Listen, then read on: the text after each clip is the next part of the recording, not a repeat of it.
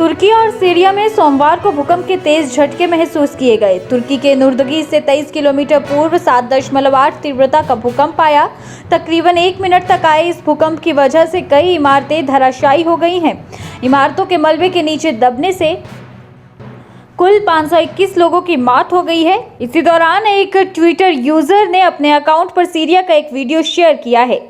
ये video CCTV footage पर आधारित है। इसमें भूकंप के झटके कैद हुए हैं।